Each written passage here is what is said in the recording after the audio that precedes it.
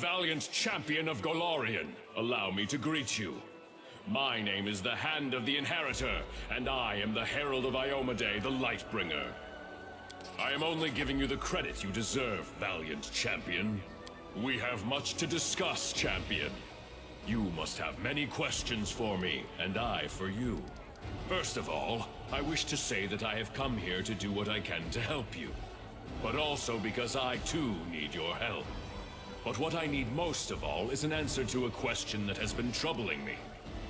What does your heart tell you? For someone wandering in the darkness of ignorance, you have stumbled upon the path of righteousness with surprising alacrity. You thwarted Descari's plot in Canabras, fought your way through the lands conquered and corrupted by demons, reclaimed Dresden, and reclaimed a great relic, the Sword of Valor, seizing it from profane hands. Who could have achieved more? Listen, I cannot answer yes or no to your question, for it would not be an honest answer. Do not wait for me to say, here is the power bestowed upon you from on high, and this is the task you must complete. That will not happen. For my lady Iomedae, righteous queen of heaven, may mark a mortal with her blessing, but she would never seek to impose her will. Sometimes even I am not privy to her plans. I have come to you not at her command, but of my own accord. But I would recognize the light in heaven in any soul, and I see it in you. I can only guess how and why it was lit. Perhaps finding the answer to this question is a trial you must undergo. I sense astonishing power in you, akin to my own. But not just that. Many of Heaven's warriors fought the monsters of the World Wound, and among them there was one I especially cherished. My young comrade and friend, Loriel. He and his sister Targona crafted holy weapons, and exchanged them as a sign of loyalty and camaraderie. Loriel and Targona both disappeared in those dark years when we lost Dresden and the Sword of Valor. Even I failed to find any trace of my friends. But you carry an echo inside you, the memory of Loriel's sword. How did this come to be?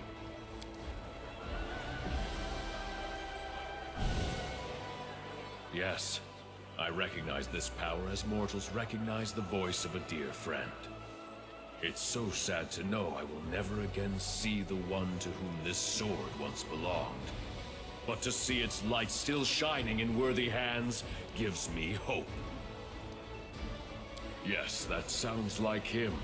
He loved mortals, and understood them better than many of us celestial warriors did. Or at least, he thought he understood them. But you say the vision visited you in the caves beneath Canabras? I see now. The suffering of the first Crusaders, whose children were maimed by the demon's strange villainy, was a matter very close to Loriel's heart. For most of us, our only concern was defeating the demons. But Loriel wanted to protect mortals above all else. I think he went into those caves in search of the people who came to be known as mongrels. But demons often use our virtues to hurt and torment. They turned a rescue mission into a deadly trap. They will pay for this sin and others. Alas, I do not know the names of traitors or the heroine. Loriel died shortly before the World Wound opened its mouth for a second time, devouring new lands. Many Crusaders disappeared in those dark days of chaos. The lists of the dead and missing were long. I assume the names of Loriel's companions were lost along with them. Perhaps those traitors are honored as fallen heroes today. Many demons in the Abyss mimic the appearance of their repellent master, but I do not think it was a Dyrachne or a similar beast. I find myself reluctant even to utter this name under the skies of Golarion, but there is a monster who takes special pleasure in killing warriors of heaven. It's called the Echo of Descari, for it truly is an echo. Not a demon born of the Abyss, but an artificial creation of the Lord himself, wrought by him and several of his mortal followers. I sense his fetid mark in this tale. The Echo likes to strike by stealth, weaving an intricate web of lies and treason. And he despises everything connected to heaven and Diomede. I am not in the least surprised that he hunted L'Ariel down. I do. This story is not over, and I humbly ask for your help. Most certainly, with great pleasure. But first, let's discuss the issues of the day. I'm sure we'll have time to talk after that. I will ask for help not for myself, but for the righteous souls who may be in danger. Listen, I am going to reveal a secret to you that no Crusader has known before, except for the righteous Queen Galfrey.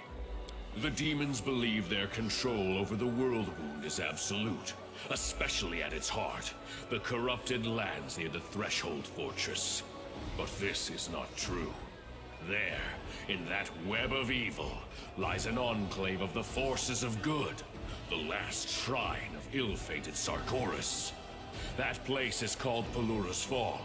The Shimmering Maiden is an Imperial Lord, our comrade and friend.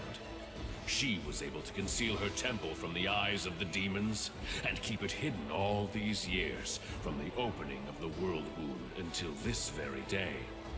The waterfalls that gave name to the temple have run dry, but not the bravery of those who stood guard when their nation fell. The servants of Pelura have an important mission. They explore the World Wound from the inside, looking for ways to close it once and for all and restore the lands of Sarkoris. They have risked their lives, forsaking all joys and rewards in pursuit of this goal, and they have been busy with their research for 100 years. Secrecy is their only protection. If that is lost, all the forces of the Crusader army will not be enough to protect the temple. I would not reveal this secret to anyone else, but the light of heaven is so bright in you that I cannot help but trust it.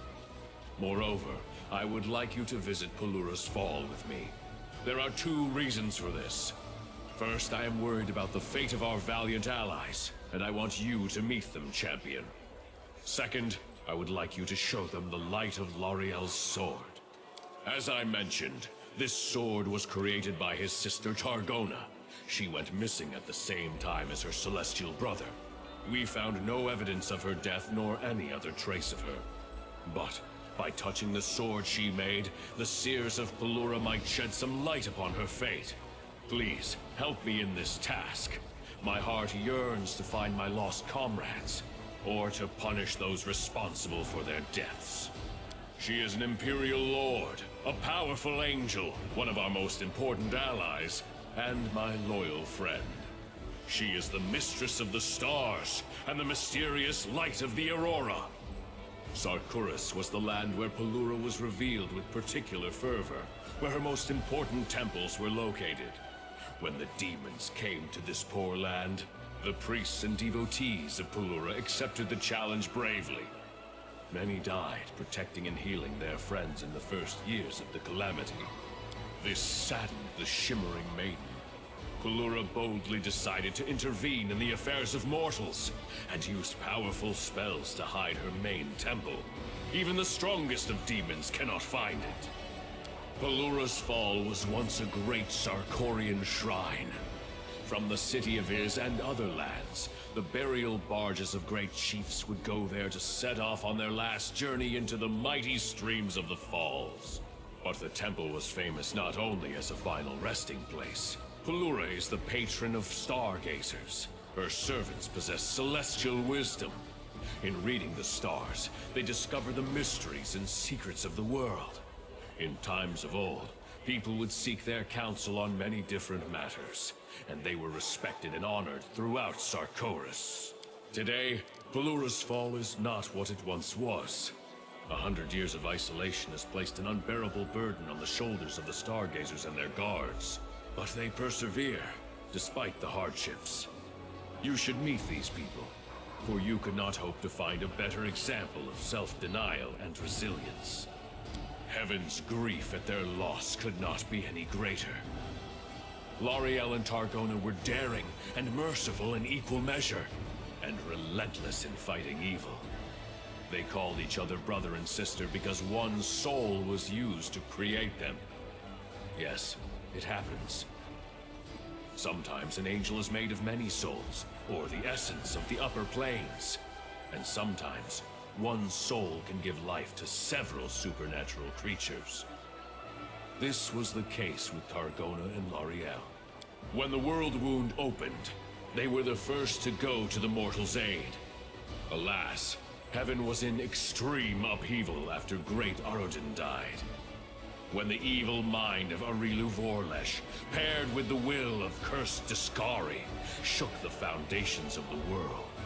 While the other angels and Imperial Lords were slowly waking up to the disaster that was unfolding by holding councils and getting bogged down in speculation, Targona and L'Ariel were already fighting demons, leading refugees out of the fallen Sarkoris, and trying to find out what had happened on Golarion and how to deal with it.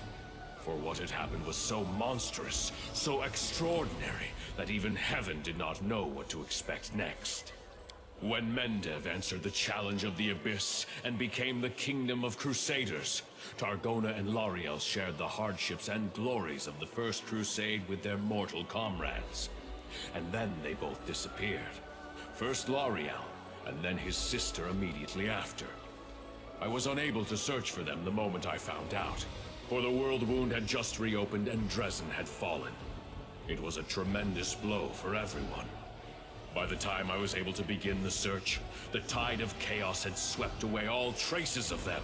Only your arrival has shed some light on the sad fate of L'Ariel. As you wish, champion. Find me when you decide it's time to go to Pelura's Fall, for only I can transport you to the secret temple.